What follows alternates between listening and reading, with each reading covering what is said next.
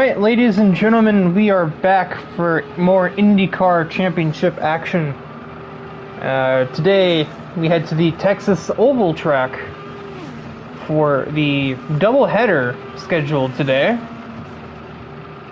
I believe it is two twin 40-lap events planned, and with them comes, each one comes with its own 5-minute qualifying session. We, after YouTube decided to be a little slow, we have begun coverage here about halfway through that first qualifying session. And as of now, DIVEBOMB is the one topping the board with a 23.14. And two of his drivers, Luis Ramirez and Jamie Wright, are just as high on the board. Second and third, in fact, so can we get any higher? And, yeah, it seems that Champ Inc., at least their qualifying pace, is picking up directly where they left off from the Indy Lights race last week, since they are very obviously the fastest cars on the racetrack at the moment. 2 minutes to go in the session. Normally that'd be panic mode for a longer racetrack, but since the laps here are less than 25 seconds, you could still get a few more in. Jamie Wright had a huge wiggle just there, heading out of turn 4, and he will be resetting to the pit lane.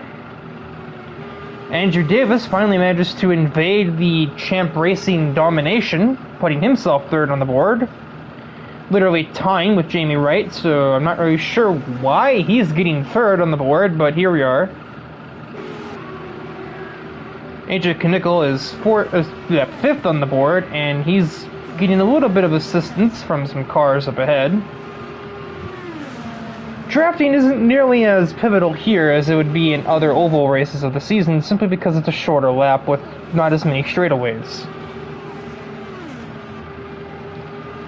Dirty air, too much for him to overcome, and he will not improve his lap time there. Even though he's a 10th up now, and he's getting plenty of slipstream off of the back of one of the Champion cars. He's up 2.5 tenths. This will put him snug right in the middle of the Yep, those guys. He is second with a 23.28 with that lap time. DIVEBOMB's got some toe of his own though. We're on board with him. He's not going to be getting much from here though. He's going to have to inch a little closer to what I believe must be Jake Scarborough up there in the breast cancer mobile. And AJ Knickel ups the ante. He jumps to a 23 flat. He's literally following behind DIVEBOMB, no less. And they have both caught Jake Scarborough, so 240 into turn 3, the Canadian is going. Bit of a wiggle for him, but he catches it. He doesn't improve, but with DIVEBOMB not improving either, I don't know if he had to. Gabe Gazzola and Jonathan Jurgensmeyer pulled solid lap times out at the last minute as well, putting them 5th and 6th respectively on the board.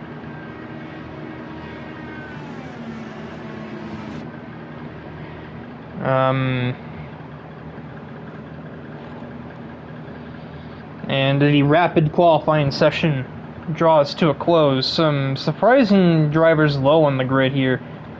Matthew Stotts with a less than stellar qualifying session, only 10th on the grid with that one.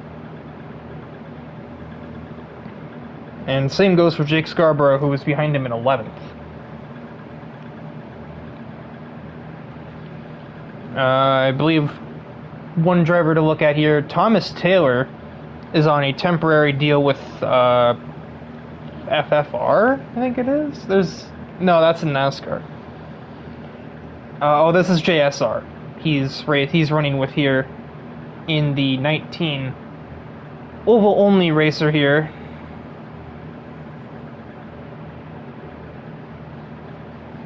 This JSR does this weird thing where the main drivers on the team run different liveries than what they normally run at ovals. Okay, we don't have any fools running the road course kit by accident, so that's good.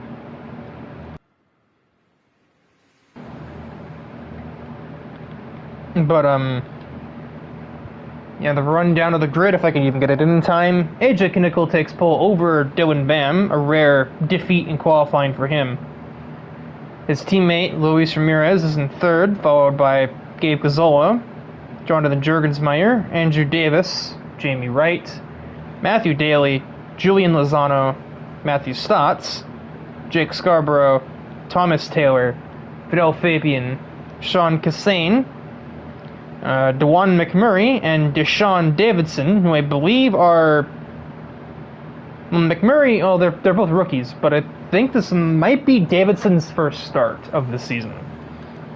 Either it's possible that I'm forgetting one, or it's also possible that he may have made a start in a race, in like, I think there was a race I didn't commentate for availability reasons. But the field is rolling. We have to do rolling starts on ovals, of course, so the red lights signify we are green for the first of the two Texas doubleheader rounds. That's a mouthful, oh my word. Dylan Bam gets away very well clear of Knickel as we head into turn 1. And they're about to be 3 wide behind... No, never mind, they're not. AJ Knickel is clear of the mess. The masses, I guess that works. Most people holding station here, although Matthew Stotts had a really good jump. Gabe Gazzola did not have a really good jump. There's chaos in the background there. That is several cars spun around. I can't even begin to explain to you what caused that. We are still at racing speed for the moment, as that's just a lot of spun cars, but none that have taken like dramatic damage to my knowledge. And we are still at racing speed, but Jurgensmeyer and Scarborough are both not at racing speed, as they've only just recovered from their spins.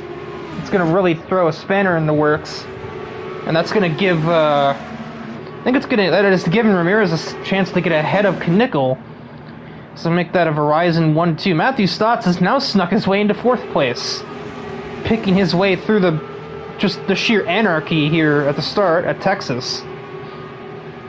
And he's looking for 3rd against Knickel. As Matthew Daly is around in the background, that car is not a lap down, but he might be after that one. I don't know if he manages to keep that off the wall somehow. But we turn our attention back to the race lead, as Ramirez is either... He's not giving his team owner, any personal space. I don't know if he's looking to pass, or if he's just gonna ride in his wake for a while, or what have you. It could very easily be a repeat of the Indy Lights race we saw on Thursday, where everybody could get a run, but Dylan Bam just held the inside secure as possible, and never got truly contested for the race lead the whole way through once he took it.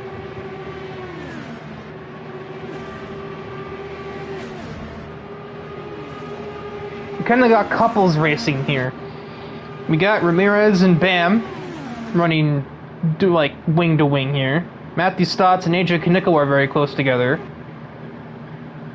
DeJuan McMurray is getting closer to Sean Cassane, who have both had, well, they haven't had amazing starts, but they've had clean ones, which is all that they've needed to have to get into the top 10. Fidel Fabian is running kind of on his own.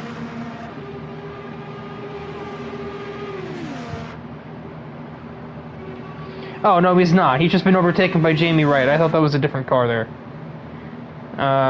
So he and Jamie Wright are like back to front here.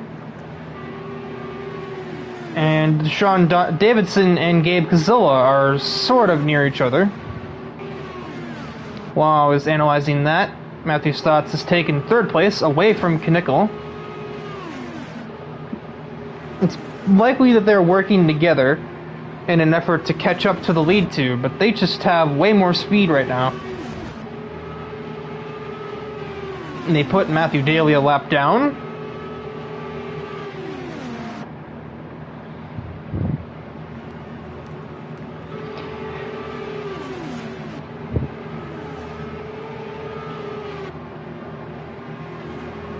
top four all running relatively even laps as Matthew Daly is around again.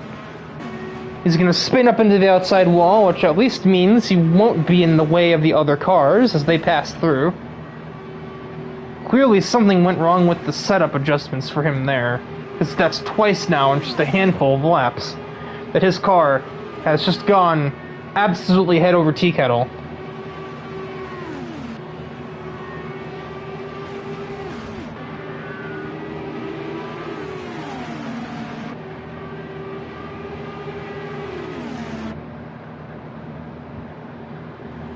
Bam, picking his way through laps. Oh my word, that is a huge incident. Thomas Taylor, I believe that was, has not made a great impression as he's been signed as the oval only driver for JSR, and he's just taken the race leader straight out of contention on just lap 11 of the race with what I could only assume was him getting loose off 4, bouncing off the outside wall, clobbering the number 2 machine, and he is turtled. I don't know if he's being allowed to reset his car, if someone's going to come around and flip him over, or if Dylan Bam's first race is over.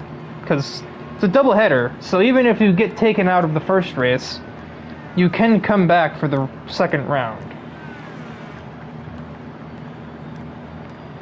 Is anybody going to attempt to rescue Dylan? It's kind of looking like no. Is he also missing a wheel?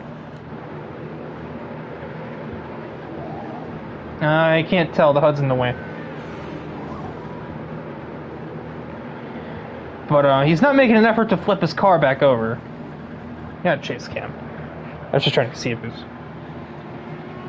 Is that him run by? No, that's Matthew Daly. How did I get those two mixed up? Those cars don't even look alike.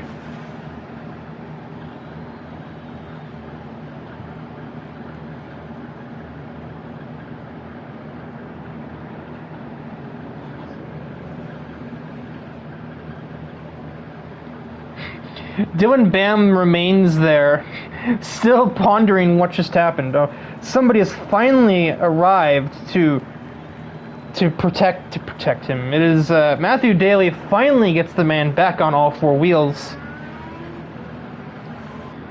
So he did have all 4 tires. I'm not sure what the miscommunication was there as to why it took it so long for somebody to go and fix him. But first caution of the race will take us beyond the quarter distance mark, and we have a few cars pitting. But not everybody. I say not everybody. All but 2 are pitting here. But the blue and white duo of Matthew Stotts and AJ Knickel, they are staying out.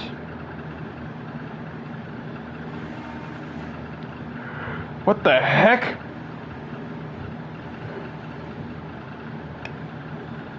Okay, either that was not his box, or he decided not to get serviced.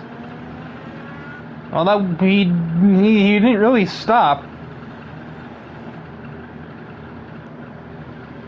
I don't remember if mandatory pit stops are in play in oval races or not.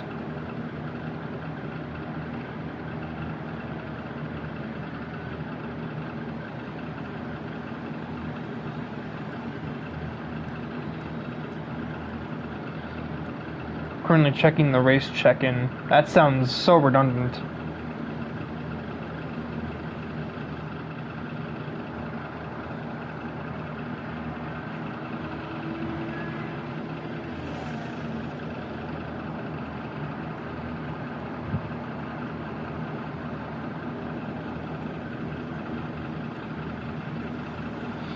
It doesn't say anything. I don't know.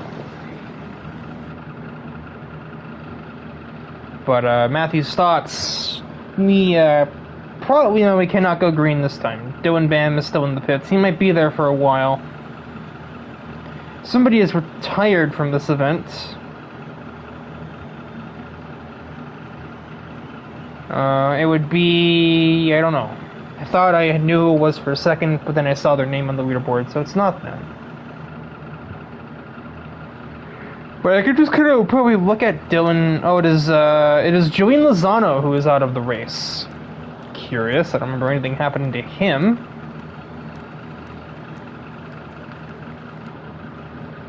Also, even if something did happen to him, I'm pretty sure... I want to say that just like Indy Lights earlier, or in the previous week, damage is on performance impacting, so I don't think we can actually have DNFs from damage. Like, a wheel can't fly off, I don't think. I still remember that being a thing we did in Indy Lights. Maybe we're not doing it here, and DIVEBOMB just got excessively lucky. But, I mean, at this point, with how many laps he's probably going down, no.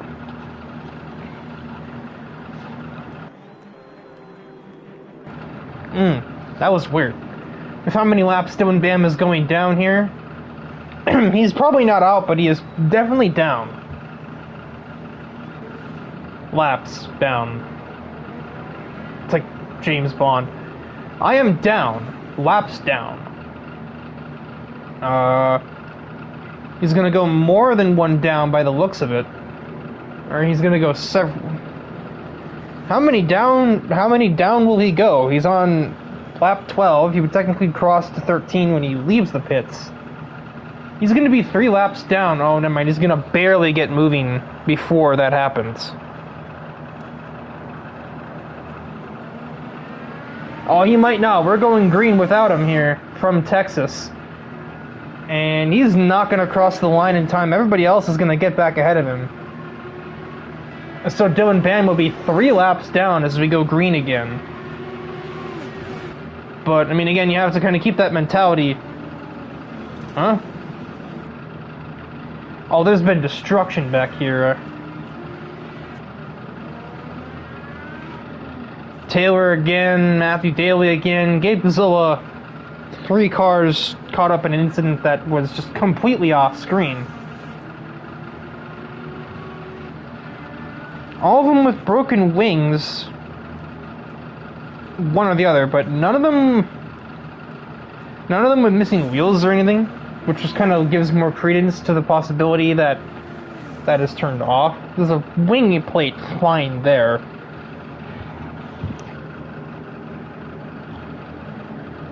This race has been odd so far.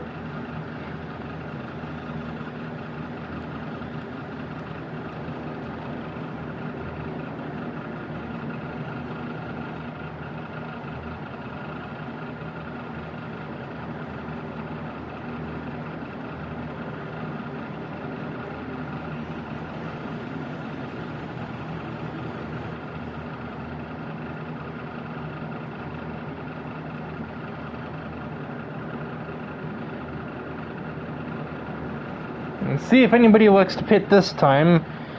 We just had another opportunity to. I mean, obviously the cars with damage will, but I don't know. Will Stotts and Knickel take this chance? They will not. With that said, then, I don't know if anybody without damage will. Kassane pits. Okay, the car is near the back of the train, dude. Well, obviously Gabe Godzilla is pitting because his front wing is gone. Scarborough pits. Yeah, Matthew Daly pitting, that makes sense. And then everybody at the back just figures they may as well because they're at the back. This has not been the race Jurgensmeyer has wanted, to say the least.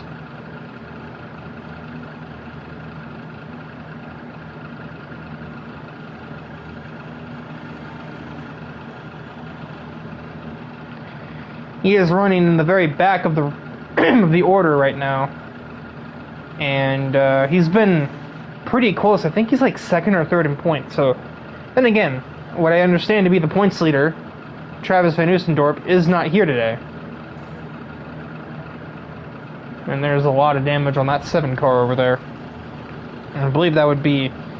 Yeah, Deshaun Davidson, he's still limping back around the racetrack with some serious damage to his car. Was he in that crash? I don't remember him being in that crash.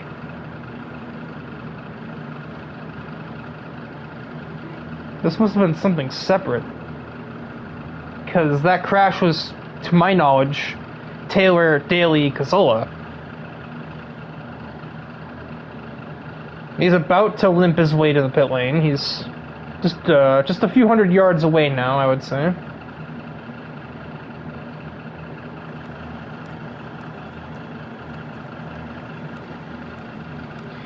We may be waiting a bit for the next restart. There's just a lot of destroyed vehicles getting fixed at the moment.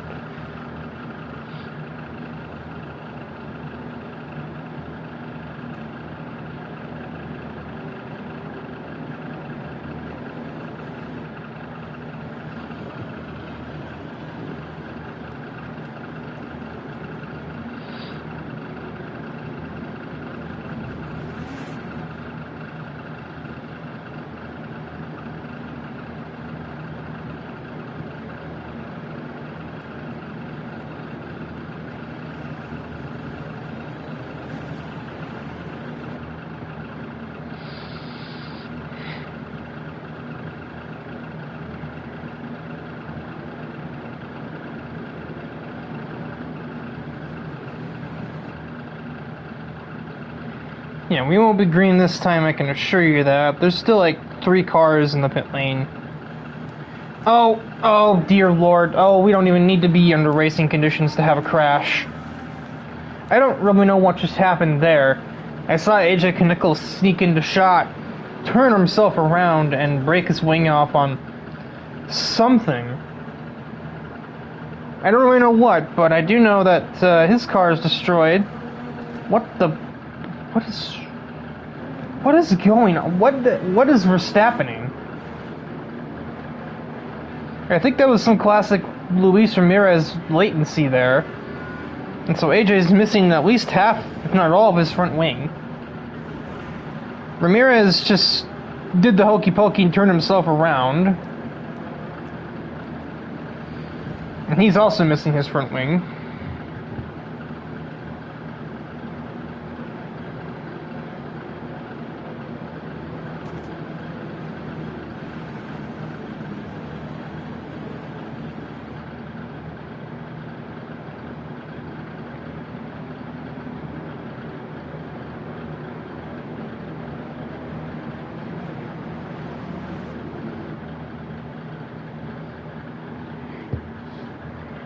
So that will simply just extend our caution period here, as now the cars that were involved in that are now allowed to pit, and that means that everybody is pitting, because most of the cars are probably involved in that. Luis Ramirez grabs the wrong pit stall twice. Guys, there's something you can turn on for this. I don't know if people realize that. AJ must say it like every race on this game. There's a pit stall indicator you can turn on so you don't miss your box or get confused on which one's yours. And yet, every week, it seems like somebody misses it or somebody has a hard time finding it, and just getting silly at this point. Like, this game's been out for 6 years now, right?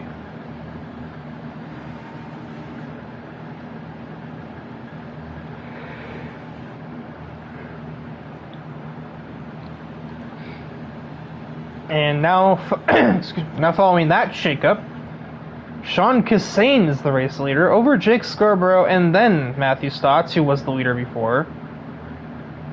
And yet they're letting Stotts go through. Is that allowed? I'm confused.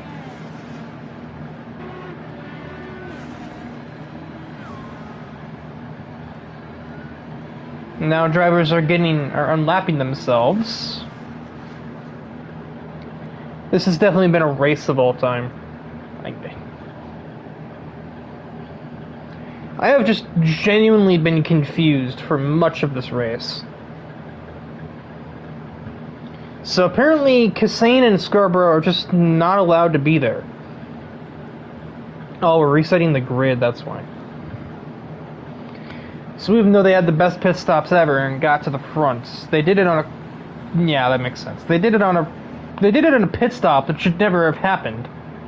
If Ramirez's internet was not, you know, liable to lag and cause issues.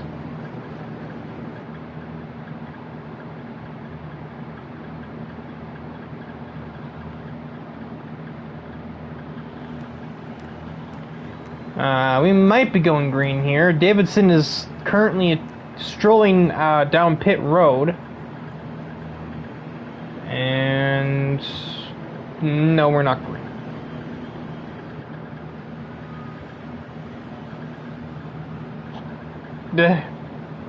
Yeah, at this point, looking cool. Suspension seems like a bit of a vacation in a more literal sense here, because this race has just been, it's been something.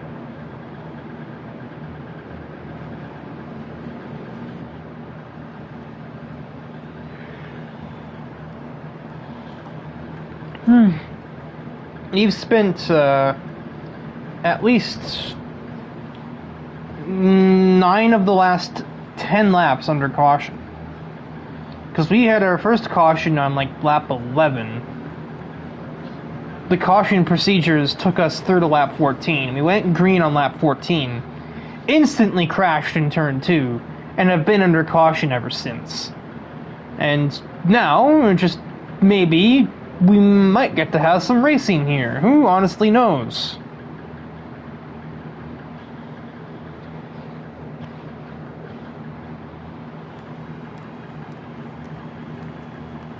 The field has bunched back up, so... Yep, Stotts has floored the gas. And at long last, we are green once more from the Texas Oval. I should just say the Texas Speedway, or just say Texas, forehead. Stotts is pretty clear on his getaway, but it is 2x2 near the mid-pack. As somebody, either Kassane or Wright, got a really bad jump and completely fell off the face of the earth at the restart there. AJ Knickel battles into the race lead ahead of Matthew Stotts, who's also overtaken by Ramirez. Now, it's not his teammate ahead of him, so I expect that Ramirez might be a little more attentive when it comes to taking this lead away.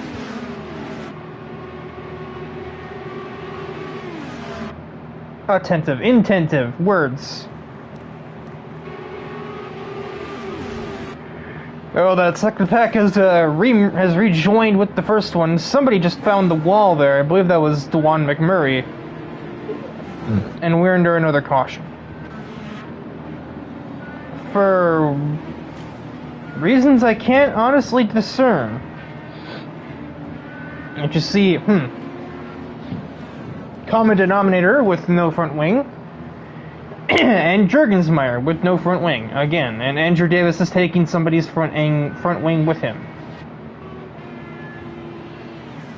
So when Bam is getting one of his laps back, he'll be back to just 1 down after this, I believe. Yes.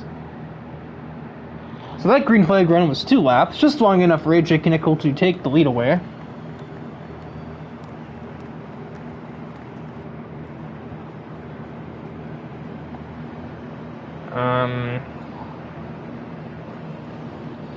I do believe we are officially about to have run more laps under yellow than green. We had a 3-lap caution followed by an 8-lap caution, so we've done 11 beforehand. Now we're about to do 12.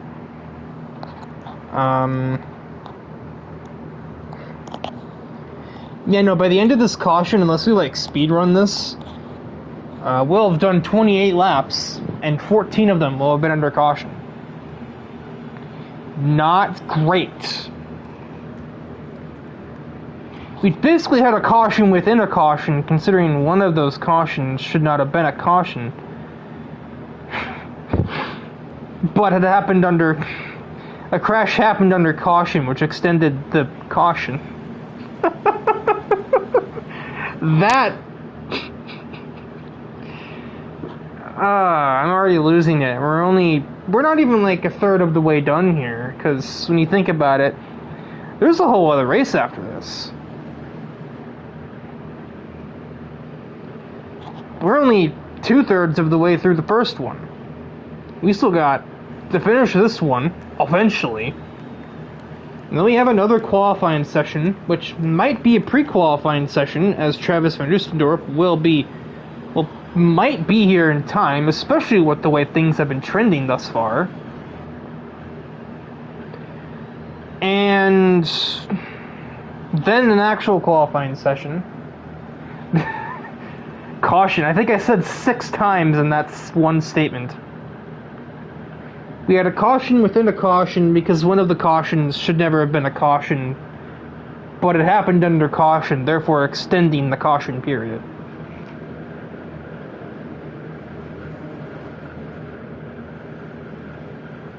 Now caution doesn't even sound like a word.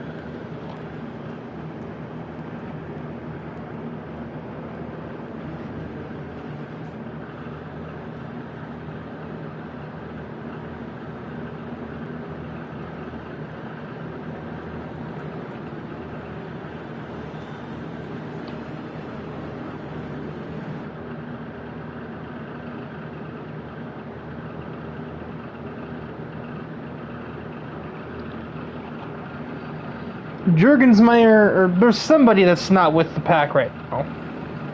It's not Dylan, it's not Andrew. So yeah, it is Jurg. Jurg is not going to be there with the lineup as we cross the line here. It may go without him, and that is exactly what we are doing.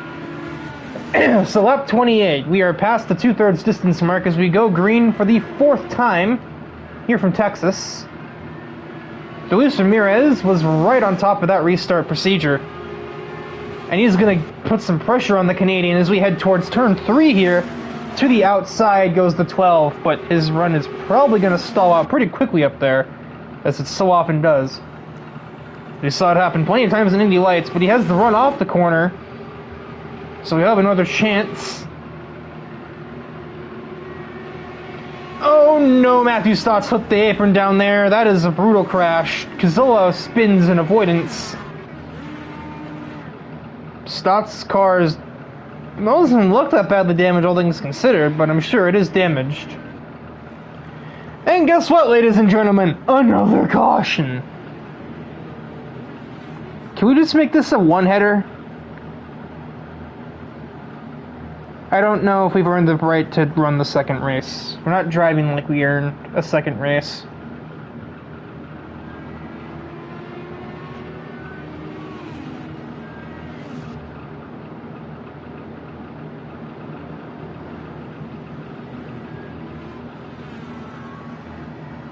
So we're going to have at least one more caution, bring it up to a 5th yellow flag during this race. In just 30 laps. And there's still time for another one if we get off the restart.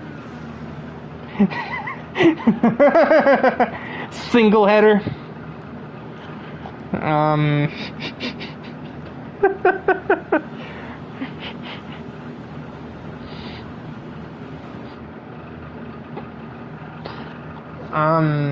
Yeah, if we have another restart like we've been having, there's still time for another yellow flag after this one. So we could be on track for 6 cautions in 36 laps here.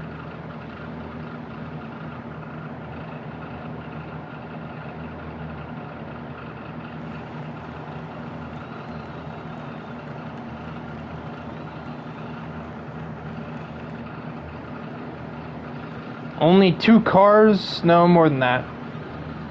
I have to wait for them to cross the pit line. 6 cars make the pit stop here.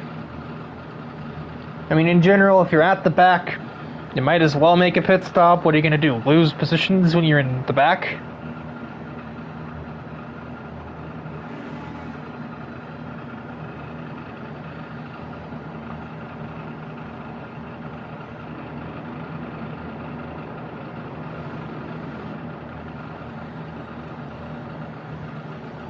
The only saving grace is that cautions are no longer possible with like 3 or 4 to go. So, we should have a race to the end. And even then, if we have a flip, that brings out a caution either way. And with the way that this race has gone, I don't want to say that's going to happen. But I don't want to say it's not.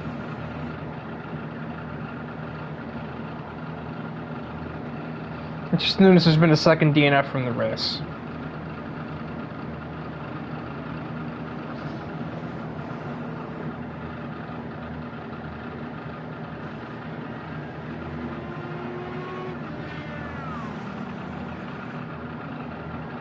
Jurgensmeyer being the butt end of an example as to why qualifying position can be so important in ARC racing.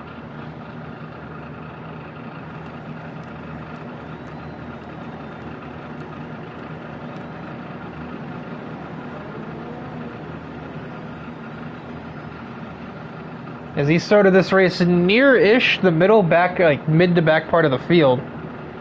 And with all these cautions, he's had no chance to get back up to the front. Especially not when he's been involved in many of them.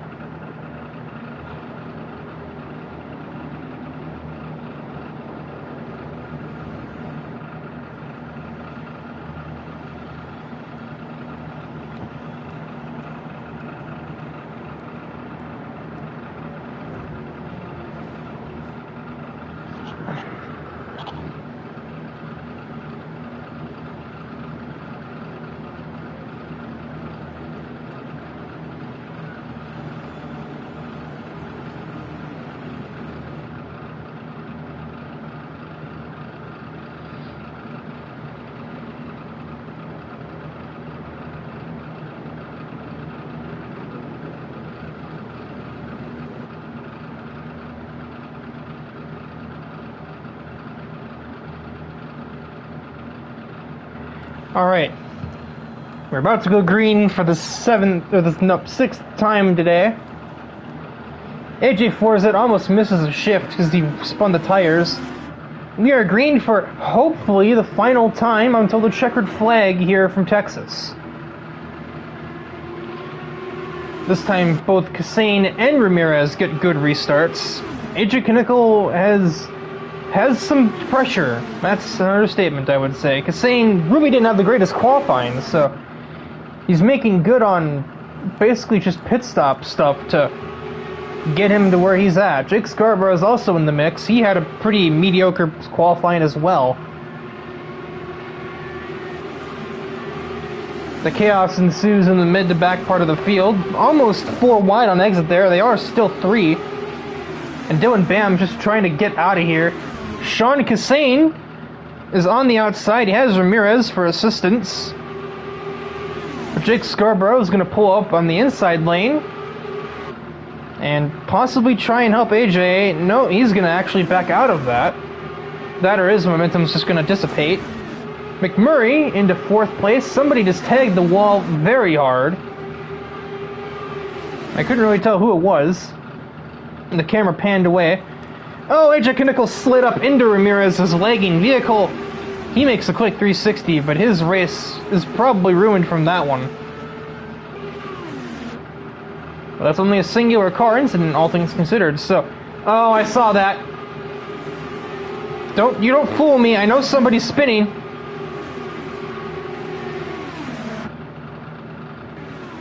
It was Andrew Davis who has spun. I think he spun off the nose of somebody else, but I couldn't tell you who. A huge train of cars sort of rubber banding itself near the mid-pack here.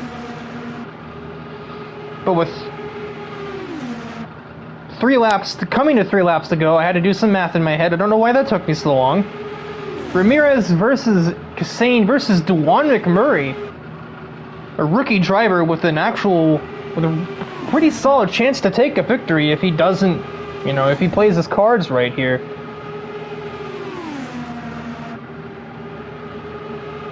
Ramirez continues to lag. And I can even see it on the broadcast, so you know it's bad.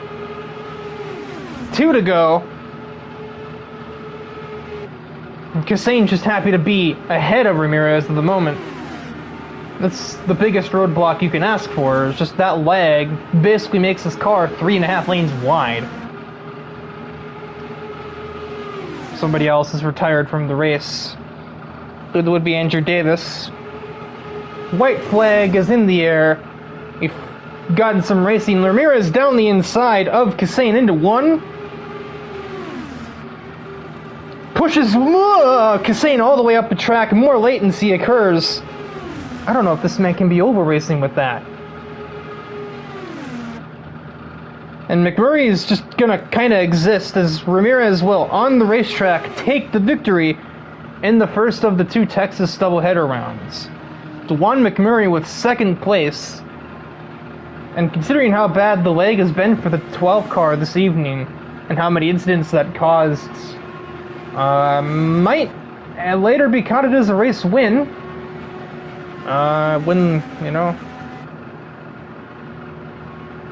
That wasn't even a bump and run. That was a lag and see you later.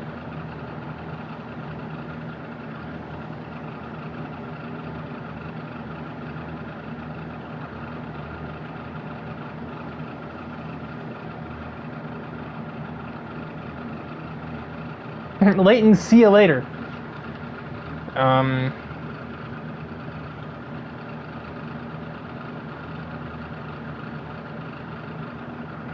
A leg tag, yeah. A leg and bag.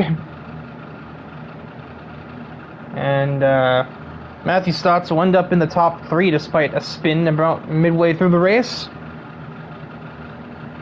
And now while we're in the lobby screen, because we're gonna have some time in between here, I am going to take a quick intermission for myself. Let my voice recover.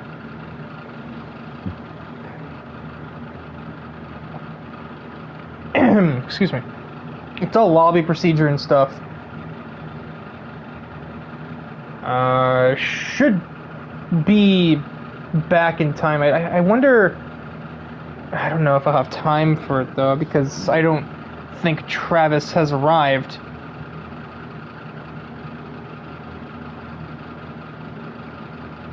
No, he's not here, so, maybe no intermission. I don't know how this will work.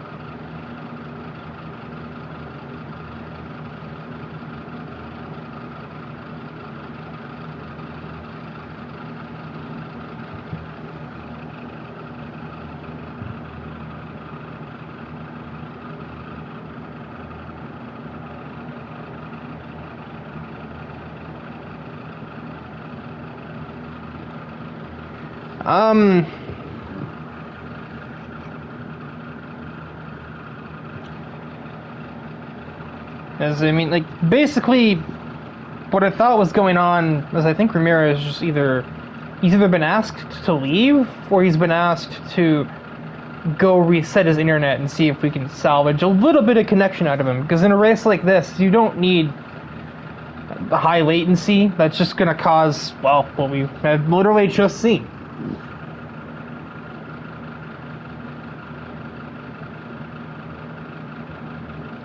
It just kind of feels weird to say that he's like, he won the race. He was indeed the first car to cross over the finish line. But I feel like his leg won and everybody else lost. It's hard to really hard to, like, ignore that.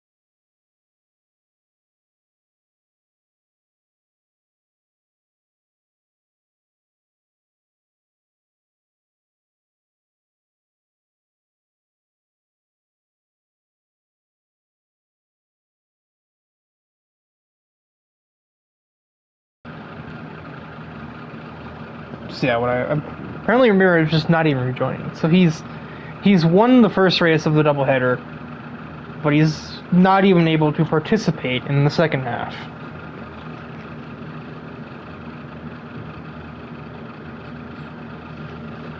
which is like, it's kind of a double-edged sword. Like, on one hand, you know, I hate thinking that we have to tell somebody to just not show up for something that's out of their control, but on the other hand, that's in nobody's control. There is no control. There is only destruction. So for the second half, the second doubleheader round, we'll have a night race, and it comes with its own separate 5-minute qualifying session. Admittedly, I don't know if it's actually going to turn out that differently from the original qualifying session. Where am I blind? There it is. I'm like, where's Dylan's name at? So I could not find CHA for whatever reason.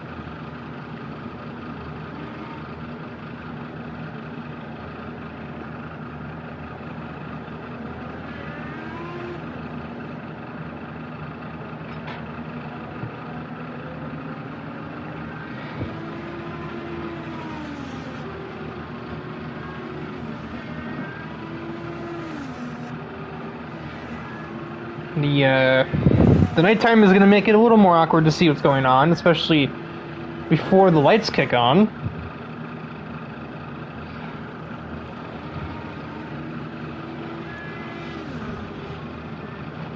I don't know if it'll actually make it much more difficult for the drivers to see, but it definitely makes things harder for me to understand what's going on.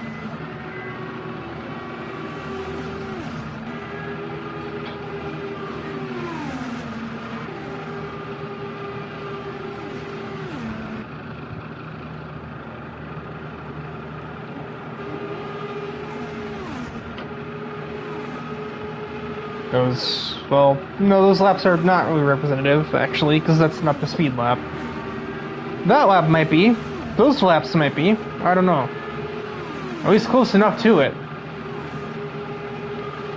But I think we're looking at Dylan Bam to really deliver the first, like, big punch to the qualifying boards here. 23:28 sets the bar for the start of the session. Gabe Gazzola, the 23.4, yeah, the times are flowing in already. Oh my word, Sean Cassane just went for a bit of a ride. Found the apron. The apron didn't like being found too much.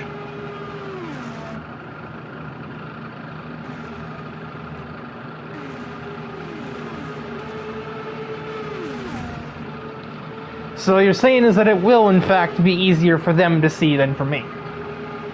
Because they'll be able to see, you know, the rear lights. And you don't really need to see the track super well, because you have the dotted lines along the corners. Judge where the lanes are. Okay, never mind, that's only in 1 and 2. Disregard that. Scarborough currently topping the charge. 23.1 for him. Dylan Bam. Well, the difference is that he's not in the slipstream right now. He is in fact pulling somebody. I don't know who. It looks like he's pulling his teammate Jamie Wright. The fruits of that effort are showing themselves as Jamie Wright is 4th on the board. However, I feel like if roles were switched, which they have just been switched, okay, understandable, have a great session. I was like, if roles were switched, I'm sure Dylan Bam would be able to top the board. And then, as I'm saying that, Dylan lets his teammate by, so that he can get his slipstream and make a run for pole position here.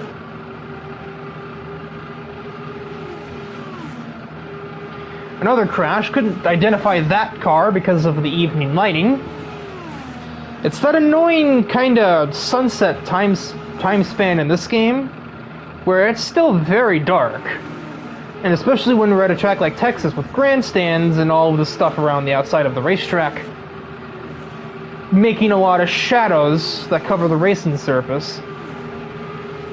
But the stadium lights haven't turned on yet, so, you know, there's plenty of light on the backstretch, but going through the corners, nada.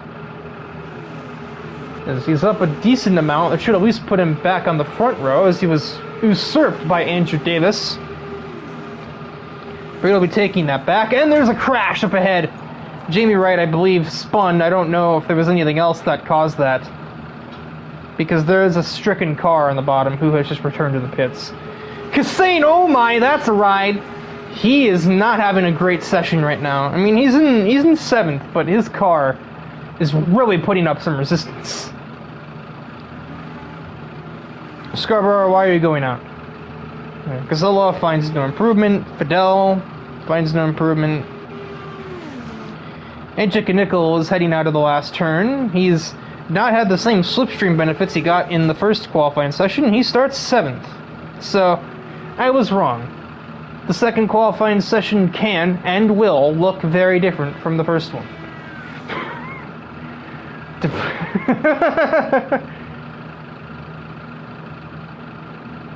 The Hydroxycut space program just went in action right there.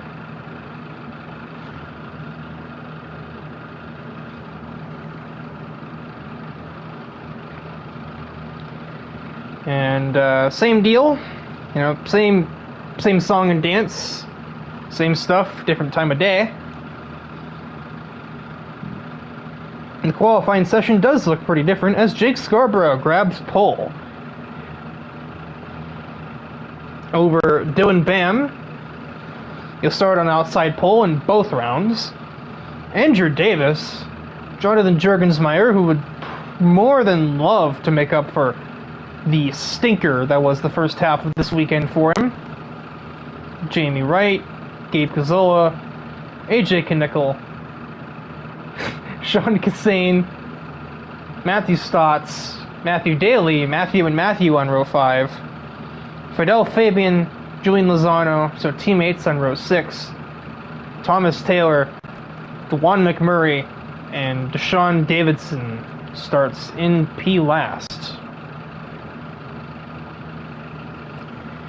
The stage is set now. It is about 2 hours later in game time terms, so the stadium lights have turned on. Thank goodness for that, so I can actually see what is going on.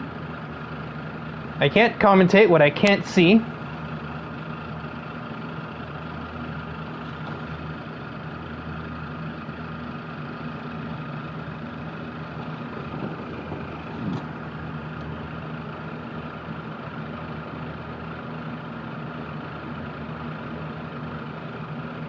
The field is rolling. Scarborough's AI has just shortchanged him there.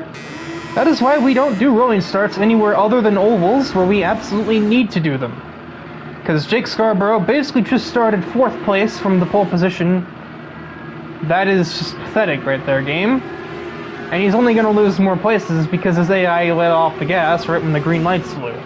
Green lights lit up. Rain. Also, the intervals are having a meltdown.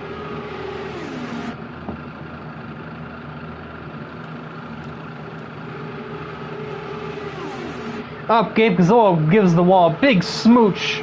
I don't know if he's damaged his car with that one or not, but it kind of looks like he has, as it's understeering pretty badly up there.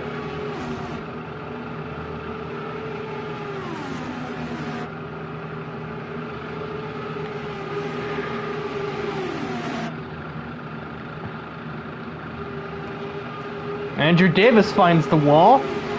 That is a cluster of cars right there.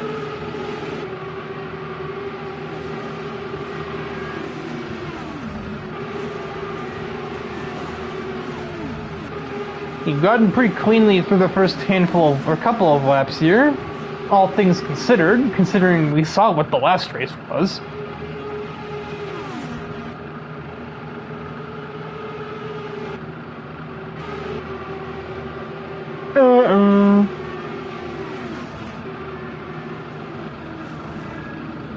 And never mind that, we have a big crash on the front stretch. It looks like 4 cars involved.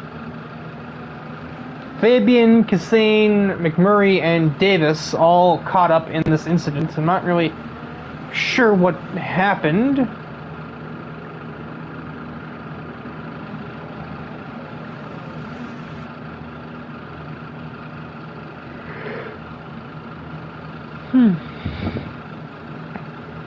Cones are scattered all over the place. And AJ just picked one of them up.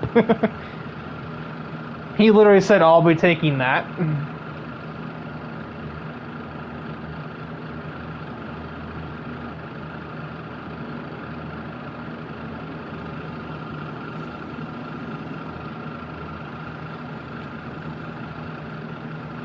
So we got through about 4 laps, basically.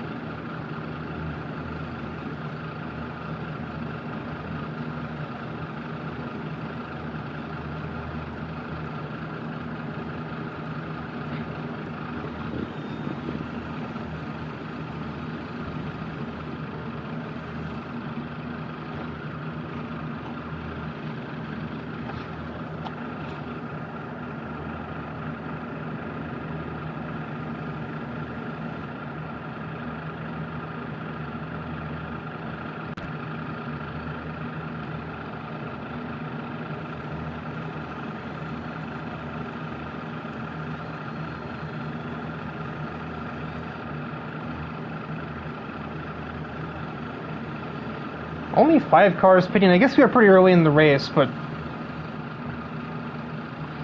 I don't know. Usually we get a lot of pit stops in a row. I mean, actually, never mind. Just a lot of them didn't come up yet. So literally half the field pits. More than that, actually. If you're hearing a weird buzzing noise, my desk fan that's blowing on me right now, is really on its last legs. I'm kind of surprised it hasn't just destroyed itself yet, all things considered. What is Lozano doing? What the hell is Marion doing?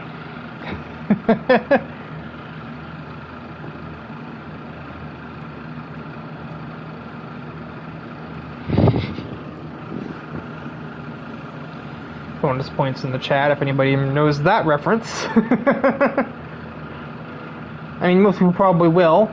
If not, my horribly attempted Irish accent probably give you an indication.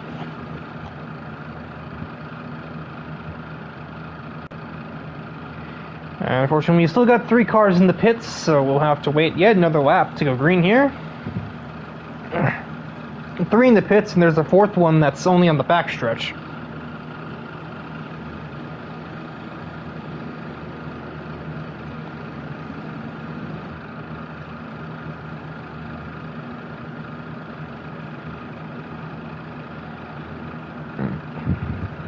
The damage sustained has put DeJuan McMurray and Sean Cassane a lap down. So quite up. Same with Andrew Davis, although the game is still saying that Thomas Taylor is ahead of him. Or, no, behind him, other way around. There, now the game has figured out what is going on, so all 3 of those cars are now lapped.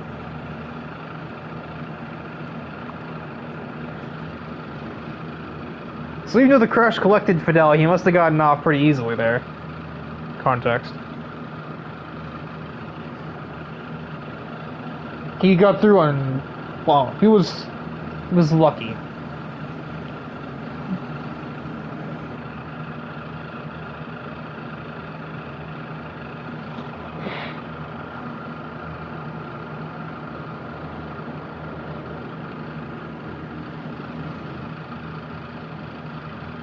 McMurray and Davis in threat of going another lap down here. Context.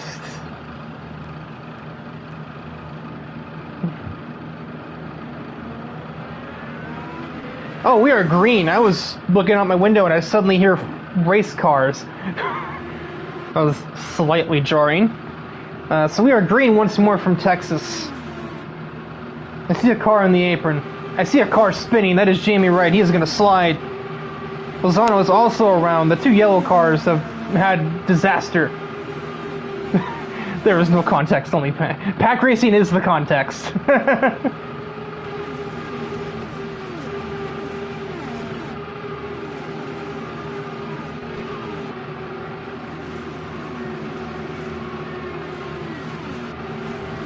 Oh, that didn't look good.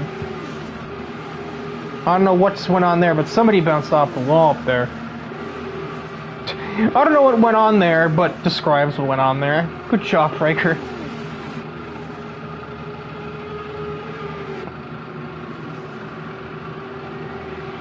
Oh, Jake Scarborough's around. He slides right across Gabe Cazzola. That is a huge impact for the... Oh, he slides back down in front of his teammate. Oh, both teammates, in fact. Jurgensmeyer just landed on top of the 7 car.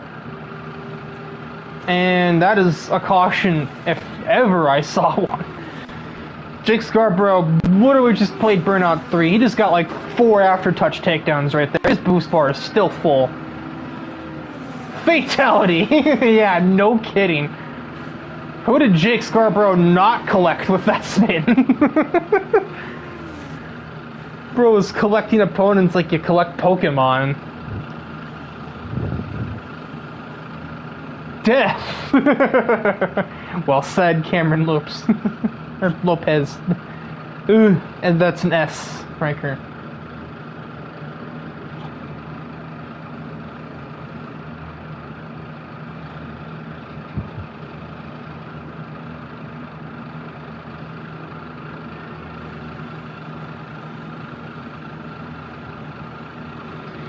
And,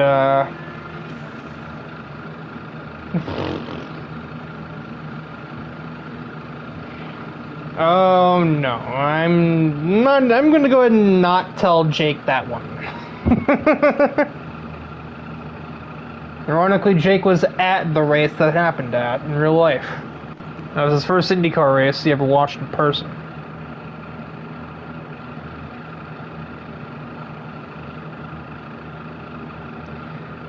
So, unsurprisingly, quite a few cars pitting there. I'm surprised there weren't more. Like, I mean, bro played Tetris with Indy cars.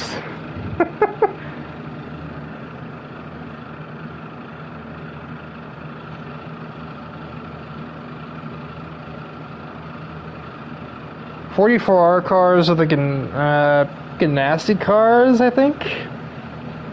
Or no, it's the 6 and it's ECR, so it's the 6, 20, and 21?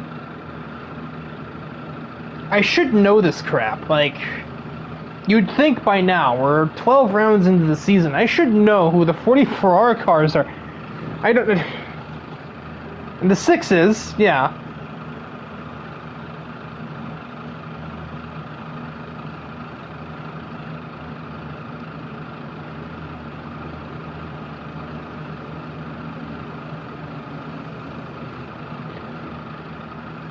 Can I look at this? Will it work? I can just tell who's on what team? Oh, that's not how that's supposed to look.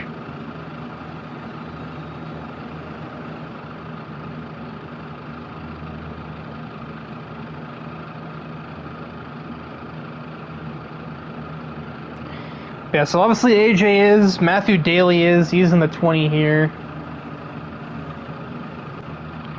The 21 car is not in this race, but I think that'd be their third driver.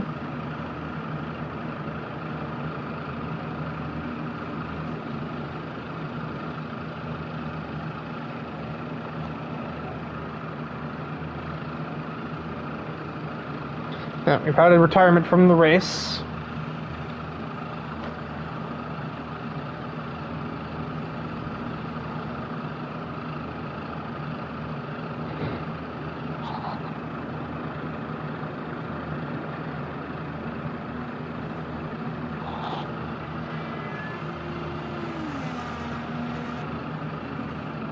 This is going to be a pretty lengthy caution here.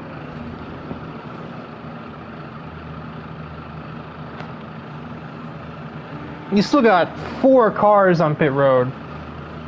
One of them is moving.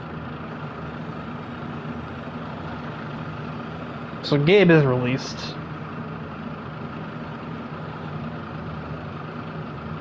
Oh, that's pretty telling. Saw their name come up in the game chat. Thomas Taylor is the retirement. Which is odd. He wasn't even in that crash, to my knowledge.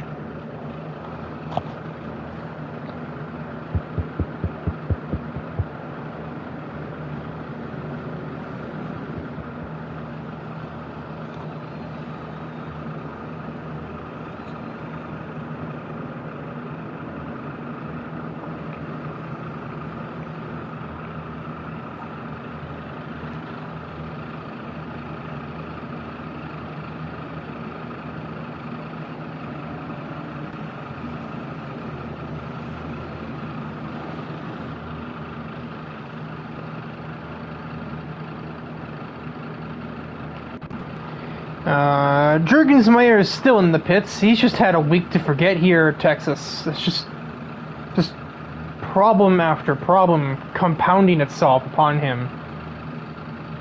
Or even just at this point, just compounding him, really. Or just pounding him, really.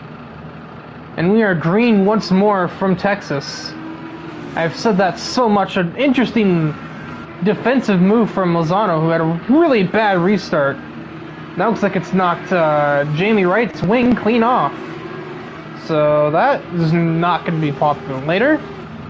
It probably isn't popular right now either.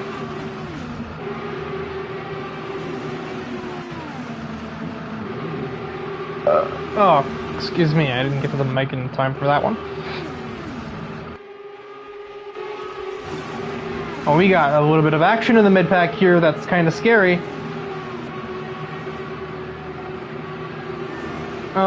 And that is Deshaun Davidson big time in the wall. Lozano just did that. He just forgot to turn there. Was the suspension damage there before?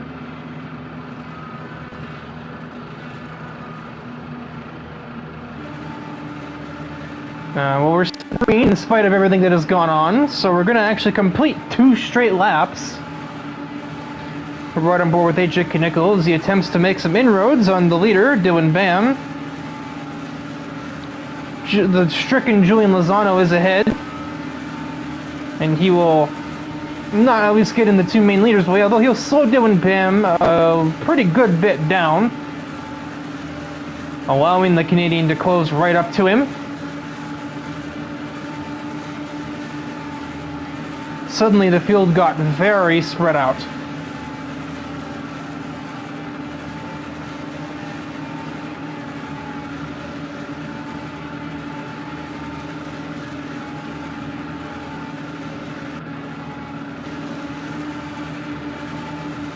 Oh, that's putting so much wheel into it. Oh my word, Matthew. Oh, Jamie got held up. No, Gabe held up by Jamie. And Matthew Stotts takes full advantage to get ahead.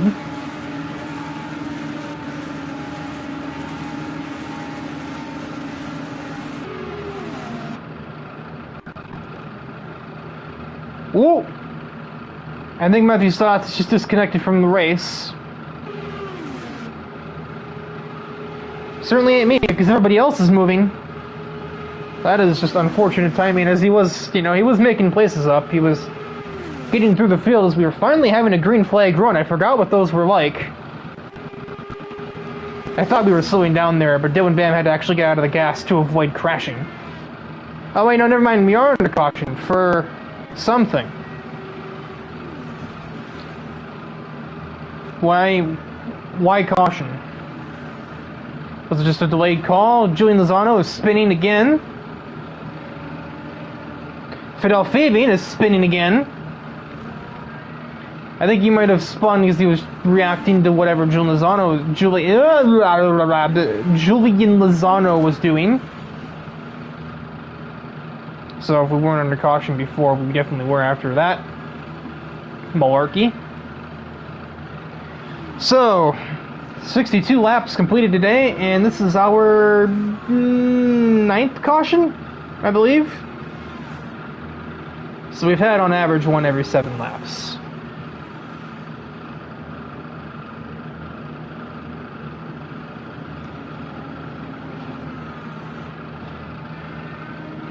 I'm still not 100% sure what's caused this one.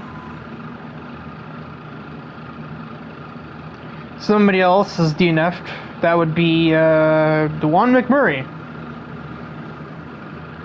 So our 2nd place finisher is now gone. The top 3 finishers from the first round are the ones that are no longer in this race. What in the heck are the odds of that?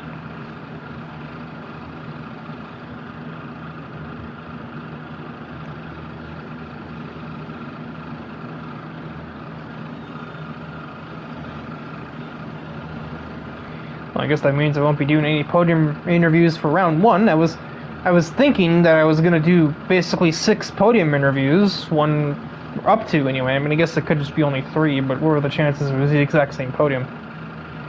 Basically, if somebody got a podium in either race, I'd interview them regardless, but if the 3 that got podiums have left the building, then there's not really any way I could do that, now is there? Now, pits are open, and they are flooding. Only Dylan and AJ of the lead lap crew, oh, and Matthew Daly, I couldn't even see his car there, they have stayed out, and then Juergensmeyer and Wright have also not pit, because I think they took EOLs, so...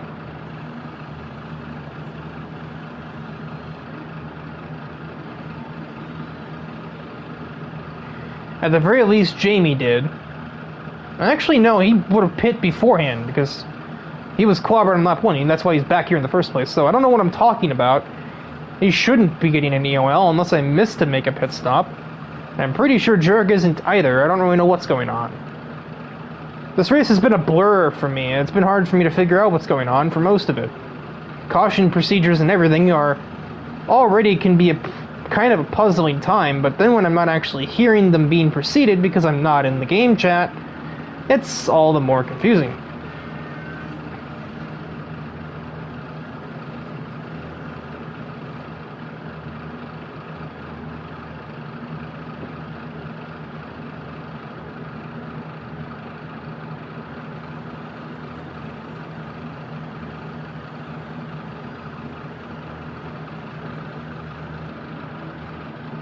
This may be a bit of a hot take, but I'm currently of the opinion that this race should have gone on with full damage on. The reason, or half the reason that we have had so many cautions today is because no car is getting DNF'd unless the player driving them disconnects from the race or, like, you know, legs out or leaves, however, whatever the case might be. No cars are getting destroyed in these crashes. Sure, it brought the number of cars running at the end way down, but it also would have meant that we wouldn't have had as many yellow flags because the cars that were getting involved in cautions over and over again wouldn't have been in the race to be involved in them again. The likes of Thomas Taylor and Juergensmeyer, who were in multiple crashes in a row, that wouldn't have happened if they were taken out in the first one. But now, we'll be coming to 15 to go. Approaching 2/3 distance here in the second half of the doubleheader. We are about to go green once more. As soon as DIVEBOMB is prepared to floor it.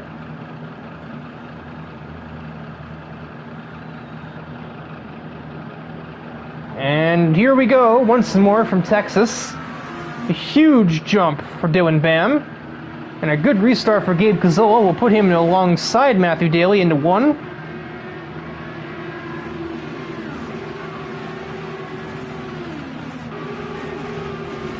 Oh, that is a bit of a mess there.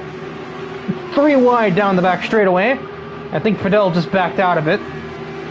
And then 3 wide again as Jake's car got tight, probably underneath Kassane.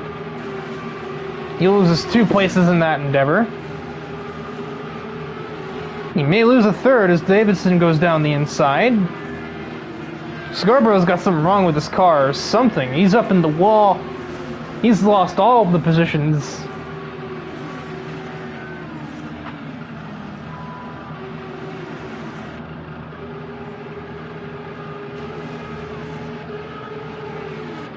So clearly something wrong with the Pulsator's machine, as he is completely out of the pack now.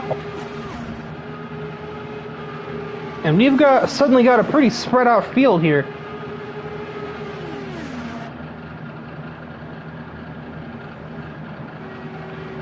Yeah, there's been a critical failure on the 63, and an even bigger one on the 7. I don't know where that damage came from, but it is bad.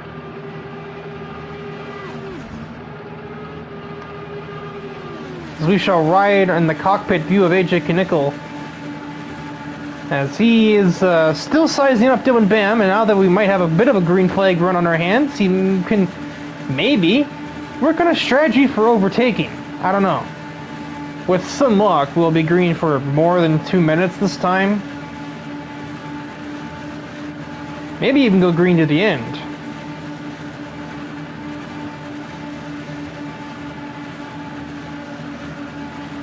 Excuse me. It's not the only battle on the track, though. Sean Cassane is right behind AJ's own teammate, Matthew Daly, and they're both catching Gabe Cazzola in the 9 car. And that's kind of progressing a little quicker than AJ's own battle with Dylan.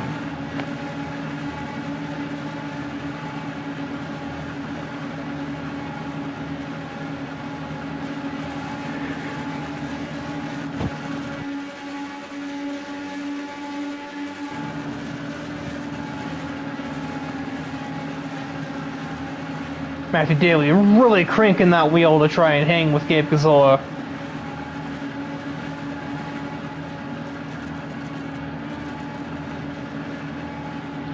And it isn't working. I know it is working. Somehow. I figured he'd be losing a lot of speed turning the wheel that much.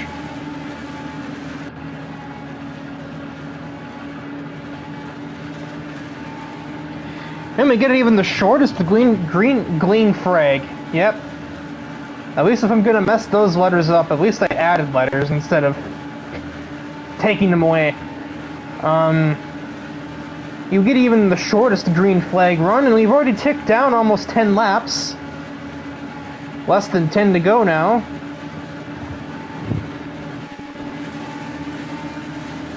Go back to trackside cameras. As we head up towards 6 to go, Sean Cassane is right on the back of the 20 car. He's gonna sneak a wing down the inside of him, actually. And they'll be at a dead heat across the start-finish line.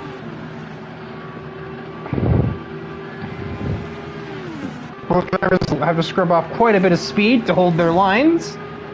But Cassane makes it stick. Can he hold it, though?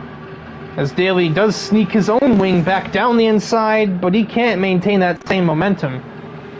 And so Cassane will move officially into 4th place. Oh, AJ Knickel is now closer than ever before to the back of that 2 car.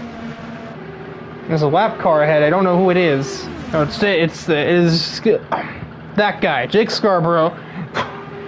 Take your time, mouth. Pronunciate the name. AJ Knickel right to the outside of Dylan at his earliest convenience. 4 laps to go. And he's going to get the better run off the exit of 2, but it's not better enough. Tries the outside again. Dylan Bam repeating his own actions from Indy Lights. He's gonna hold that inside lane as though his life depends on it. He didn't hold it enough. AJ crosses him over on the trial. Oh no! That is a spin though for the Canadian, and his chances of taking the victory away have been crossed out. And that's the rejoin of all time, and AJ has been sent flying straight to the camera. What was that nonsense?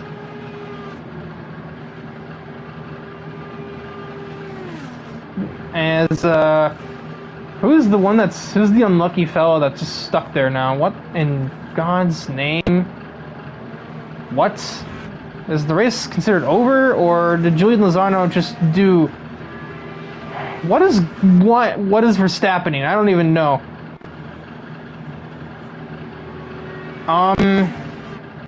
White flag?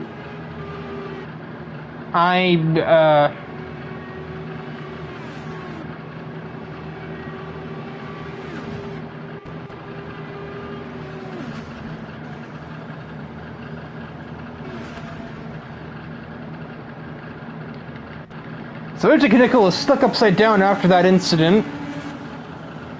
Gabe Cazzola will cross the line, followed by Sean Cassane, Matthew Daly, and Fidel Fabian. AJ Knickel's upside down. Dylan Bam is cutting some grass.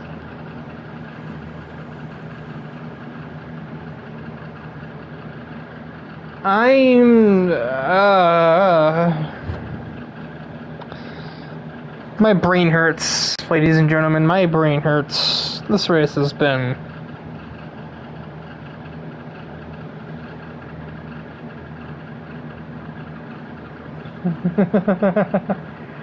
Forget the popcorn. I'm gonna need the psychosociality meds. I'm gonna need, like, horse tranquilizers. Or maybe anesthesia. That might work too. I don't know.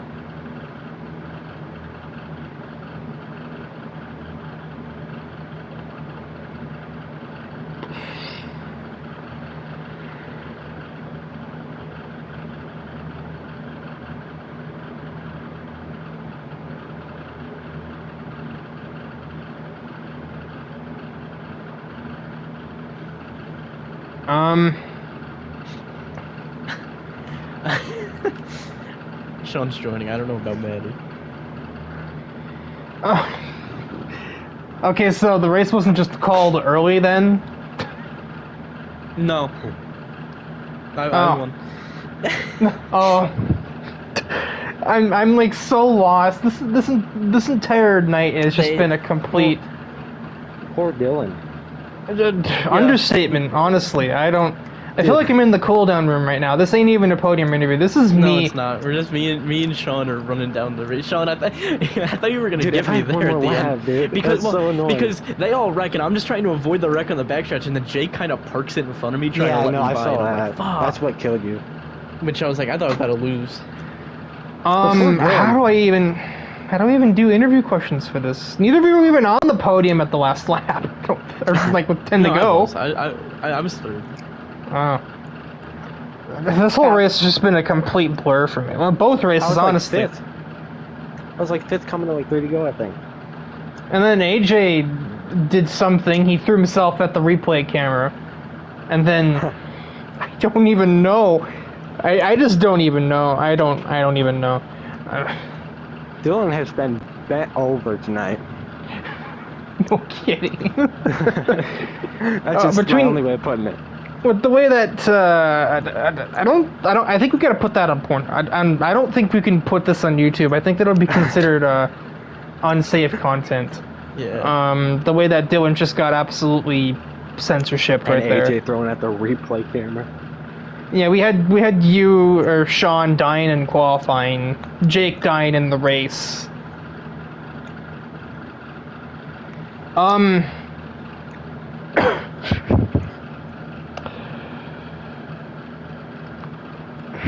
How do I even do an interview?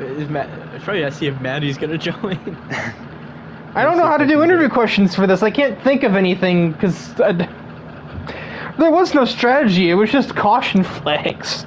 Yeah, no, I was left down at one point after Jake just kind of spun himself. Like, not on purpose, he got loose, and I legitimately had nowhere to go when I sent him into the catch fence. Yeah, third, and then fourth, fifth, finished 1, 2, 3. I'm gonna be hearing voices in my head tonight. I'm going insane from this one. It is so over. Like, I can't really ask about strategies or mindsets or anything, because it's like, there was no strategy. It was just survive.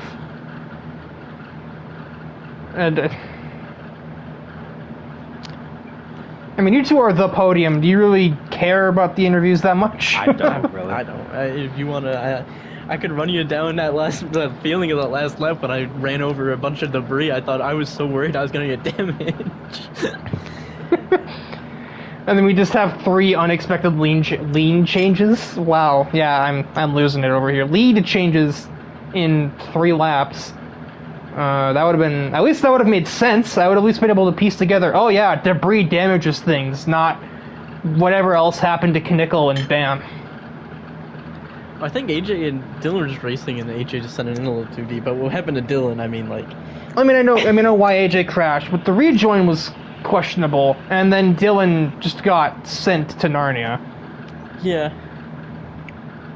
No, I saw all that carnage on the backstretch. I didn't even know that Dylan was involved because nothing was said, so I was just like, fuck, I want to make it through, at least get this P2. And I see Dylan's car crawling around the inside. I was like, oh, fuck, I can win this thing. Language, man. We're on the air. Oh yeah, my bad. I've never seen more of a carnage to last 2 laps. I did not expect to finish P2. I didn't expect you to either, if I must be honest. Don't think At anybody did. Still kind of mad about that first race. Yeah, me too. Oh, Matty Fax doesn't have an invite to this party. Oh no. Well, we can get him in here. Yeah, ask him his what he saw in that last. You could interview Louis too. He was the first winner.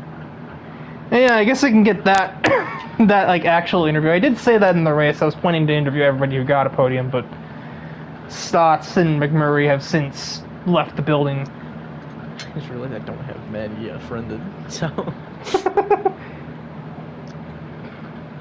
I'm not gonna lie. I don't think I do either. I don't invite anybody ever. So,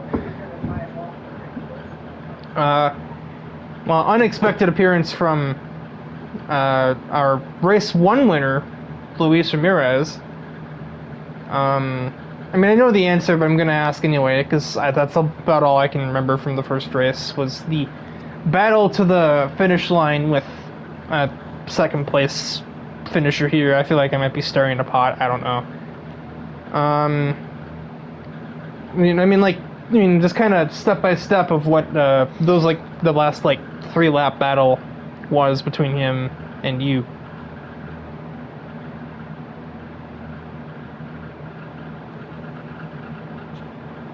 Yes.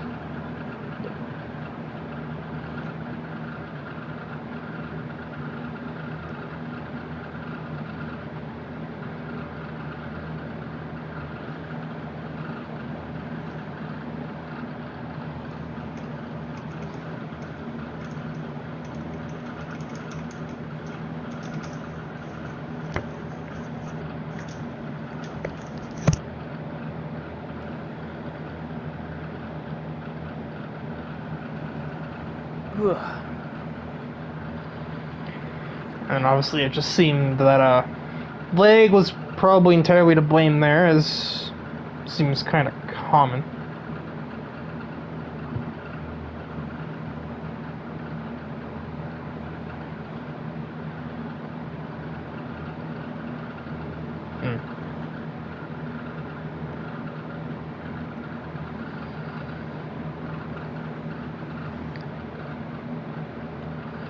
As I'm sure the leg didn't help, regardless of the actual circumstances. It wouldn't have been so bad if it weren't for latency. And then lastly, our race 2 third place finisher Matthew Daly joined in the middle of Ramirez's answer there. I guess just I didn't really ask the other 2 questions because I didn't really honestly know how to process what had just happened. So I guess just the same thing that they did was just kind of give your point of view on like that carnage-filled like final 3 laps here. Yeah, so I was just battling with Gabe and Sean, and I hear AJ go around in turn 2. I slow down. I see him up against the wall. I go around another lap, and then I hear more carnage over the radio, and then I'm starting to slow down in turn 2, and I see AJ just upside down in the middle, and then I hear Dill. Well, there's a podium for me, I guess. It's a shame that it's my teammate that allowed me to get in there, but I mean, this is my first podium of the season, which is good, but also bad. Kind of sore podium, I guess. Sour. Bittersweet. Not only did it take 12 rounds, but it also came in like the most extreme fashion possible, just about. Exactly.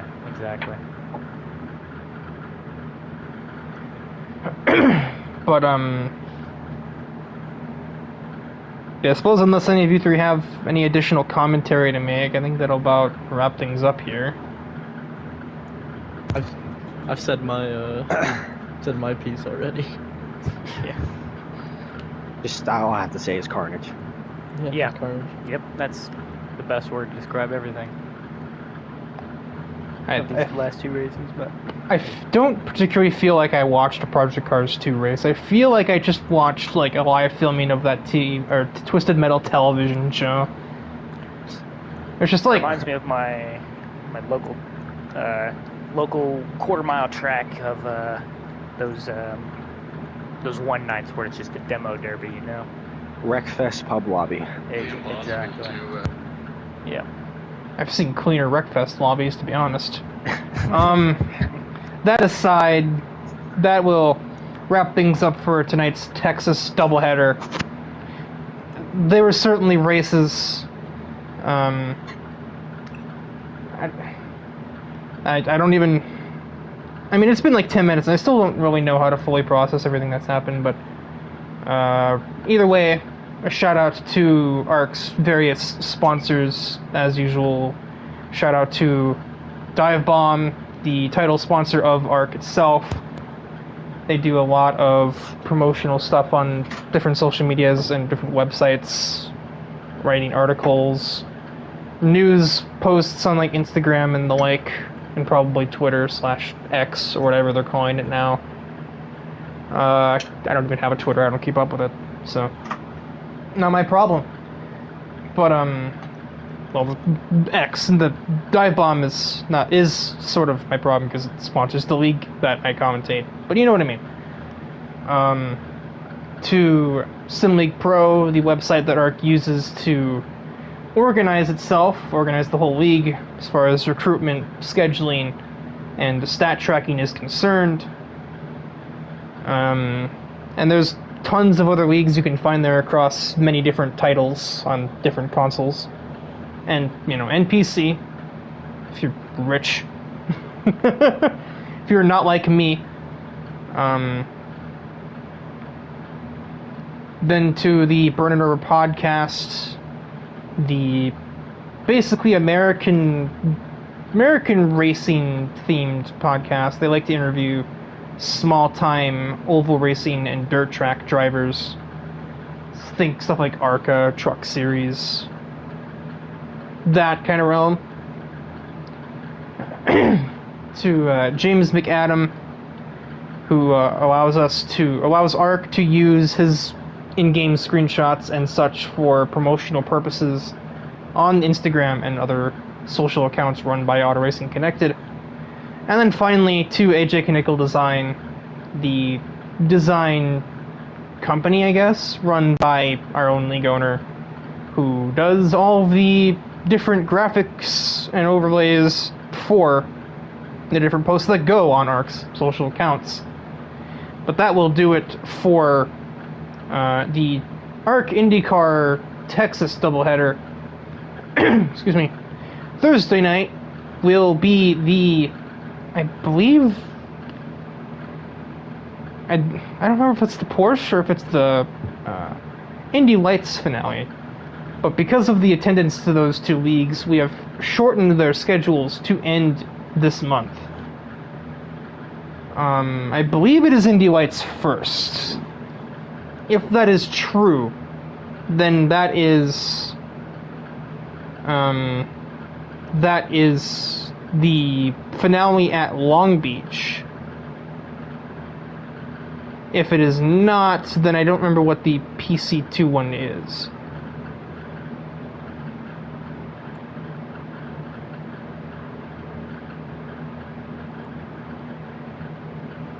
But yeah, that'll do it. I think it is the Long Beach finale, so stay tuned to that, or Porsche Super Cups finale on Thursday. It's one or the other. I'm not used to the restructured ARC Discord, so I'm struggling to find things. And then Friday, I believe, is another AF1 event. But until then, that is all from me. Goodbye.